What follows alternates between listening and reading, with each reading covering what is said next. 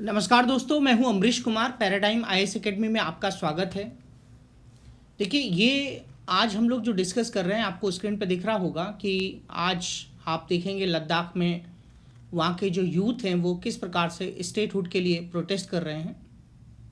तो हम समझेंगे इसकी पृष्ठभूमि क्या है, क्या बैकग्राउंड है, क्या उनकी डिमांड्स हैं, चैलेंजेस क्या हैं, समाधान क्या हैं।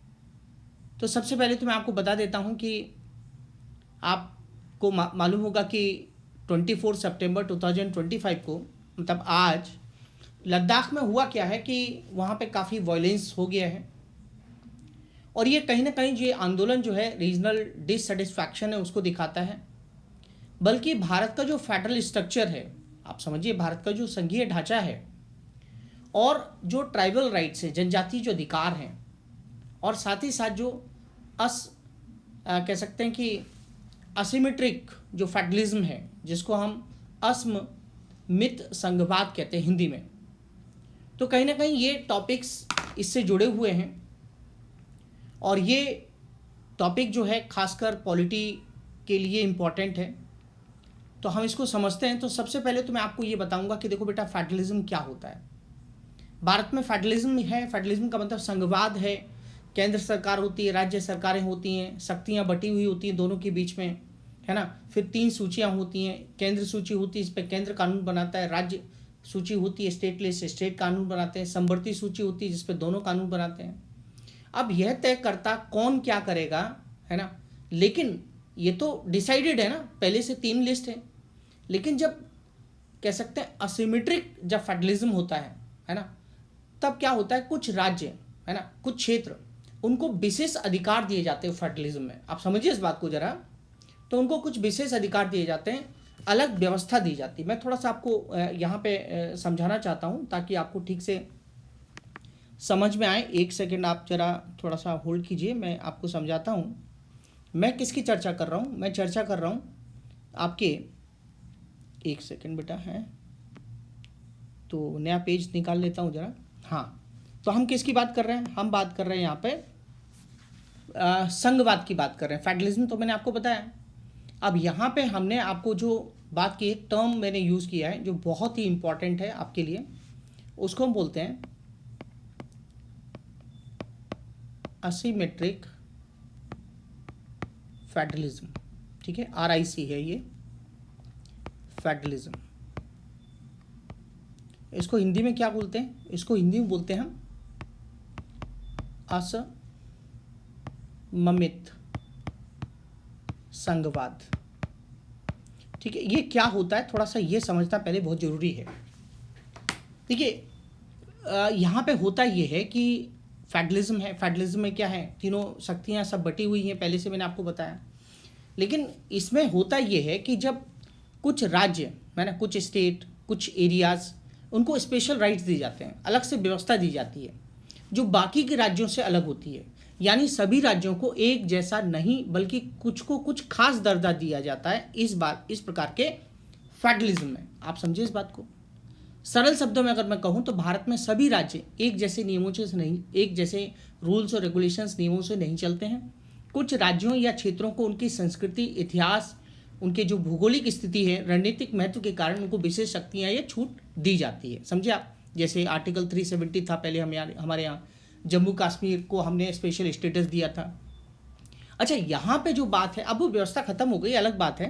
लेकिन यहाँ पे मैं एक मुद्दा आपके सामने रखूँगा, वो है 6th शेड्यूल, जो बहुत चर्चा में है। हम किसकी बात कर रहे हैं? हम बात कर रहे हैं 6th शेड्यूल की बात कर रहे हैं। ठीक है, 6ठी अनुसूची की बात कर रहे हैं। एक्चुअली 6ठी जो अनुसूची होती है, ये संविधान में 6ठी अनुसूची 6 शेड्यूल जो होता है, इसमें जनजातीय क्षेत्रों को विशेष स्वायत्तता दी जाती है ना। जो ट्राइबल एरियाज़ होते हैं उनको स्पेशल ऑटोनॉमी दी जाती है, जैसे कि असम हो गया, मेघालय हो गया, त्रिपुरा हो गया, मिजोरम हो गया, कुछ जिले हो गए। यहाँ क्या होता है, यहाँ ऑटोनोमस डिस्ट्रिक्ट काउंसिल है ना, इनको स्वायत्तता, आज़ादी दी जाती है, जिनको जिला परिषदें कहते हैं, ऑटोनोमस डिस्ट्रिक्ट काउंसिल, जो क्या करती हैं, स्थानीय रूल्स, स्थानीय लॉ, लोकल जो लॉज होते हैं, लैंड है, कल्चर है, उनकी रक्षा करते हैं।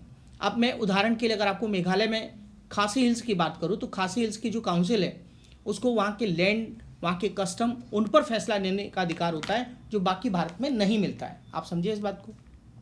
अब जैसे मैं नागालैंड की बात करूं तो नागालैंड में हम देखेंगे आर्टिकल 371A के तहत नागालैंड को विशेष अधिकार है। केंद्र सरकार वहाँ के जो स्थानीय रीति रिवाज होते हैं, कस्टम्स होते हैं, भूमि होती है, उन पर बिना राज्य की सहमति के कानून लागू नहीं कर सकती है। मतलब राज्य की सहमति जरूरी है, बस यही तो है। क्या मैंने आपको बताया कि जो असम में संघवाद है, क्योंकि बाकी राज्यों में केंद्र की शक्ति ज़्यादा है। अच्छा, अब लद्दाख की बात करूं। लद्दाख जो अभी क्या है, यूटी है, छठी अनुसूची अब किसकी मांग कर रहा है? 6 शेड्यूल की मांग कर रहा है। ये जो है मांग चल रहा है स्टेटहुड की कि भाई इनको अलग राज्य दिया जाए, और छठी अनुसूची की मांग कर रहा है। अगर छठी अनुसूची लागू होती है तो लद्दाख को भी लोकल जो एडमिनिस्ट्रेशन है, कल्चर है, उसके प्रोटेक्शन के लिए उसको स्पेशल राइट्स मिल जाएंगे। तो ये किसका उदाहरण हो गया बेटा? ये उदाहरण हो गया, एग्जाम्पल हो गया। मैंने अभी आपको बताया किसका, मैंने अभी आपको कौन सा शब्द बताया था, आपको याद है? असिमेट्रिक फेडरलिज्म का। बात समझ में आई आपको? असिमेट्रिक फेडरलिज्म का, ठीक है। ये आप ध्यान रखिएगा, इसको नोट कीजिएगा, बहुत इंपॉर्टेंट है ये, ठीक है। तो मैंने आपको बात बताई, लद्दाख की बात बताई। अब यहाँ पे सबसे इंपॉर्टेंट बात, भारत एक विविध देश है बेटा, जहाँ की अलग कल्चर है, भाषाएं अलग हैं, जोग्राफिकल कंडीशंस अलग हैं, कुछ क्षेत्रों की अलग ज़रूरत होती है। अब जैसे कल्चरल कह सकते हैं प्रोटेक्शन की ज़रूरत है, तो नॉर्थ ईस्ट की जो स्टेट्स हैं वहाँ ट्राइबल्स कल्चर को बचाने के लिए ज़रूरी है। अच्छा, लद्दाख की अगर बात करूँ तो लद्दाख कहाँ पे है? लद्दाख का जो आप देखेंगे बॉर्डर पास है, तो नेशनल सिक्योरिटी को भी भाई ध्यान में रखना है यहाँ। अच्छा, यहाँ विकास की ज़रूरतें भी हमें हमारे लिए थोड़ा सा अलग टाइप की हैं। हिमाचल है, सिक्किम है, तो पहाड़ी राज्यों को क्या होता है, विशेष स्पेशल इकोनॉमिक पैकेज मिलते हैं। अगर सभी राज्यों को एक ही नियम से चलाया जाए तो क्या हो जाएगा, लोकल जो डिससेटिस्फैक्शन है, असंतोष है, बढ़ जाएगा। तो असममित जो संघवाद होता है या असिमेट्रिक जो फेडरलिज्म होता है, इस संतुलन को क्या करता है, ये जो इम्बैलेंस है इसको कम करता है। क्या ये बात समझ में आई मेरी आपको? ठीक है। अब यूपीएससी के नज़रिए से अगर हम देखें तो जो ये असिमेट्रिक जो फेडरलिज्म है ना, और संविधान और शासन का हिस्सा है, तो मैंने आपको बताया कि क्या यहाँ पे क्या बात चल रही है। तो चूंकि भारत जो है, भारत में समझने वाली बात ये है कि छठी अनुसूची जो है, 6 शेड्यूल है, वो कौन कौन से स्टेट में लागू है, पहले तो आप ये सोचिए जरा। तो जो हमारा फेडरल स्ट्रक्चर है ना, जो हमारा फेडरल स्ट्रक्चर है, वो फेडरल स्ट्रक्चर इस टाइप का होना चाहिए जहाँ पे कुछ राज्यों को उनकी स्पेशल कंडीशंस भी पूरी की जा सके, फुलफिल की जा सके। अब कुछ लोग कहते हैं कि भाई जो असिमेट्रिक जो फेडरलिज्म है उससे एक्सट्रीमिज्म बढ़ता है, अलगाववाद बढ़ता है, सेपरेटिज्म बढ़ता है, जैसे जम्मू कश्मीर भी देखा गया, क्योंकि अलग से स्पेशल स्टेटस दे गया। और दूसरी तरफ इसकी किसी राज्य को अगर स्पेशल दर्जा न दिया जाए तो स्थानीय लोग क्या करते हैं, केंद्र से आइसोलेट हो जाते हैं। तो संतुलन बनाना बेटा बहुत ज़रूरी होता है ना। तो मैंने आपको क्या बताया कि जो असिमेट्रिक फेडरलिज्म है वो भारतीय जो फेडरल सिस्टम है उसका एक इम्पॉर्टेंट एस्पेक्ट है, जो डाइवर्सिटी को क्या करता है, समेटता है अपने अंदर, डाइवर्सिटी को मेंटेन करता है।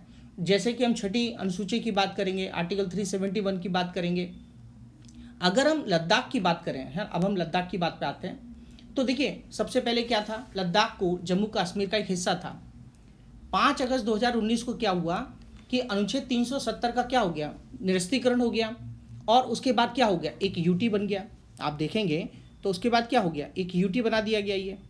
और जब ये यूटी बना दिया गया, एक सेकंड बेटा रुकिए जरा। तो जब इसको क्या किया, जब उसको यूटी बना दिया गया, तो यूटी बनाने के बाद इससे पहले क्या था, ये जम्मू कश्मीर का हिस्सा था, है ना। तो यहाँ पर क्या था, जो आर्टिकल 35A था, आर्टिकल 35A था, उसके तहत क्या था, यहाँ के जो लोकल लेवल के जो लोग थे, लोकल जो निवासी थे, उनको भूमि पर, नौकरियों पर विशेष अधिकार थे। अच्छा, यहाँ की लोकल जो पॉपुलेशन है वो कैसी है, बुद्धिस्ट है। तो उन्होंने इस चीज़ को वेलकम किया कि बहुत अच्छी बात है, क्योंकि कश्मीर में मुस्लिम्स लोग ज़्यादा रहते हैं, यहाँ पे बुद्धिस्ट लोग ज़्यादा रहते हैं। तो ये चाहते थे कि कश्मीर वैली से इनका जो डोमिनेंस है कश्मीर वैली का, उससे ये अलग होना चाहते थे। यूटी बनने के बाद तो मतलब सही हुआ सब कुछ, लेकिन विधानसभा जैसे चुनी हुई, सरकार न होने से यहाँ का जो लोकल एडमिनिस्ट्रेशन है ना, वो सोचने लगे कि हमारा पार्टिसिपेशन ज़्यादा होना चाहिए। क्या ये बात समझ में आ रही है आपको? तो अब 2019 के बाद क्या हुआ, लद्दाख को यूटी मिल गया। और लेह और कारगिल, अब लेह और कारगिल में क्या है कि कोई लेजिस्लेटिव काउंसिल नहीं है। अब वहाँ पे आपको पता है हिमालय का फ्रेजाइल इकोसिस्टम है, तो वहाँ पे एक तो पर्यावरण का सेंसिटिव होना है, चाइना बॉर्डर पास में है, ट्राइबल कल्चर भी है यहाँ पे। तो ये चाहते हैं कि इन्हें ऑटोनॉमी चाहिए, इन्हें एक अलग राज्य चाहिए और इनको ऑटोनॉमी चाहिए। अब ये आंदोलन 2020 से शुरू हुआ था और पीसफुल आंदोलन हुआ है, आप ऐसा समझ लीजिए। और इसको डील कौन कर रहा था, इसके नेता कौन है, जिनका नाम है सोनम वांगचुक। आपको शायद इनका नाम सुना होगा आपने, एक सेकंड रुकिए जरा, सोनम वांगचुक, ठीक है। सोनम जो वांगचुक हैं ये इनके नेता हैं, लेकिन इन्होंने अभी तक क्या किया, ये अभी तक आप देखेंगे तो ये अभी तक पीसफुल आंदोलन इनका चल रहा था अभी तक। लेकिन फिर क्या हुआ, अचानक आज हिंसा हो गई, है ना। तो कहने का मतलब ये कि विरोध की वजह क्या है, विरोध की वजह है कि यूटी की व्यवस्था ने जो वादे इनको किए गए थे उस तरीके से जो चाहते हैं वो उनको कह सकते नहीं मिला। अच्छा, 335A हटने से क्या हो गया, बाहरी लोग भूमि खरीद सकते हैं, यहाँ के लोकल जो कल्चर है, यहाँ की लाइवलीहुड है, इसको क्या कर सकते हैं, प्रॉब्लम क्रिएट कर सकते हैं। यहाँ अनएम्प्लॉयमेंट की बात छिड़ गई है ना। तो यहाँ इन्वायरमेंटल प्रोटेक्शन की भी बात है कि इन्वायरमेंटल को काफ़ी डैमेज हो रहा है। तो यहाँ पे जो अभी आंदोलन शुरू हुआ है इसको जन जेड रेवोल्यूशन कहा जा रहा है। अब एक्चुअली लेह में क्या हो गया, बीजेपी जो कार्यालय उस पर हमला हुआ, पुलिस वाहन को जला दिया गया, है ना। तो कहीं ना कहीं ये कल्चरल आइडेंटिटी के लिए, आप सोचिए इस बात को, कल्चरल आइडेंटिटी के लिए और इकोनॉमिक डिस्पैरिटी के लिए जो है ये इनकी जो है आंदोलन चल रहा है। तो इनकी डिमांड क्या है, अगर मैं बताऊं तो इनकी जो डिमांड है, पहली डिमांड इनकी ये है कि इनको भाई क्या करना है, इनको जो है फुल स्टेटहुड का दर्जा देना है। पहली डिमांड तो इनकी ये है कि इनको फुल स्टेटहुड का दर्जा इनको देना चाहिए, है ना। यूटी, क्योंकि अभी तो यूटी है, तो जब फुल स्टेट इनको मिल जाएगा, ठीक है, तो पहली इनकी डिमांड क्या है, फुल स्टेटहुड। पहली डिमांड उनकी ये हो गई कि इनको जो है यूटी से राज्य बनना चाहिए ताकि इनको एक चुनी हुई इलेक्टेड लेजिस्लेटिव असेंबली मिले और ज़्यादा से ज़्यादा ऑटोनॉमी मिले। दूसरा ये चाहते हैं, एक तो ये इनकी डिमांड हो गई, दूसरा ये क्या चाहते हैं, दूसरा ये चाहते हैं कि इंक्लूजन इन 6 शेड्यूल, छठी अनुसूची में शामिल होना। तो अगर ये छठी अनुसूची में शामिल हो जाएंगे तो उसमें क्या होगा, आर्टिकल 244 के तहत, अगर आप आर्टिकल 244 की बात करेंगे तो यहाँ ऑटोनोमस डिस्ट्रिक्ट काउंसिल बन जाएंगी, जैसे और एरियाज़ में, जैसे असम के बोर्डो में है ना, मेघालय में है। अच्छा, और तीसरी डिमांड ये है कि इनको सेपरेट सीट चाहिए लोकसभा के लिए। कहाँ के लिए, लेह के लिए। लेह के लिए इनको लोकसभा में एक अलग सीट चाहिए। अच्छा, और जो ज़मीन है, नौकरी है, इन्वायरमेंटल राइट्स है, वो भी इनको चाहिए। और इस प्रकार से ये इसी चीज़ के लिए जो है क्या कर रहे हैं, ये जो है कह सकते हैं कि अपना जो आंदोलन है वो इन्होंने अपना स्टार्ट किया है। अच्छा, सोनम वांगचुक ने 15 दिन से भूख हड़ताल मतलब की थी, लेकिन वो उन्होंने हमेशा पीस की बात की, शांति की बात की, है ना। तो ये आंदोलन जो अचानक भड़क गया है, केंद्र सरकार का क्या कहना है, केंद्र सरकार ये कहती है कि देखो स्टेटहुड का विरोध करती है। क्यों करती है, क्योंकि सबसे खास बात ये है, क्योंकि उनका मानना ये है कि देखिए अभी ये जो कह सकते हैं कि जो इसका जो कह सकते हैं कि ज्योग्राफी है, जो आप समझिए चैलेंजेस क्या है, इसकी ज्योग्राफी है। एक तो ये हिमालयी इलाका है ना, और विंटर सीजन में क्या हो जाता है, तो मतलब अगर इसके कारण की बात करूं, एक सेकेंड, अगर मैं इसके कारणों की बात करूं तो कारणों में सबसे पहला क्या है, ज्योग्राफी, क्लाइमेट, है ना। यहाँ का जो दुर्गम हिमालय इलाका है, सर्दियों में यहाँ पर आइसोलेटेड हो जाते हैं। सब कुछ टूरिज्म पर डिपेंड है, एंड अनएम्प्लॉयमेंट 20% से ऊपर है। अच्छा, और चीन का बॉर्डर पास में है, तो जो LAC है, LAC मतलब क्या होता है, लाइन ऑफ एक्चुअल कंट्रोल जो है, तो इससे रिलेटेड भी कंसर्न है। तो यहाँ पर आप देखेंगे कि समाधान क्या है, सबसे इंपॉर्टेंट बात है, ये डिमांड क्या कर रहे हैं, ये तो बात सही है, लेकिन समाधान क्या है, सॉल्यूशन क्या है। तो सॉल्यूशन ये है कि सबसे पहले इंपॉर्टेंट है कि डायलॉग होना चाहिए, छठी अनुसूची के बारे में विचार करना चाहिए सरकार को, है ना, उस पर कह सकते हैं मंथन होना चाहिए। अच्छा, अब सवाल यहाँ पे ये है कि यूटी को मतलब ये क्या कर रहे हैं, स्टेटहुड की बात कर रहे हैं। तो स्टेटहुड की बात कर रहे हैं तो नेशनल इंटरेस्ट में आप क्या करें, यूटी को मजबूत करें, उसको थोड़ी स्वायत्तता दें, है ना, और इकोनॉमिक पैकेज दें इनको, नौकरी में इनका रिजर्वेशन बनाएं, सस्टेनेबल डेवलपमेंट की बात करें। तो ये जो है कह सकते हैं कि लद्दाख का आंदोलन हमको ये याद दिलाता है कि लोकतंत्र में आवाज़ बहुत महत्वपूर्ण होती है, और अगर जो है उनकी ये डिमांड है, तो इस पर जो है गंभीरता से विचार होना चाहिए इस पर, कि लोकतंत्र में ये बहुत इम्पोर्टेंट होता है। और चूँकि भारत की राष्ट्रीय एकता और अखंडता हमारे लिए बहुत इम्पोर्टेंट है, सरकार की भी अपनी कुछ कह सकते हैं चैलेंजेज हैं, चुनौतियाँ हैं, तो हमेशा एक मिडिल पाथ जो है, मध्यम मार्ग है, वो हमेशा निकाला जाना चाहिए।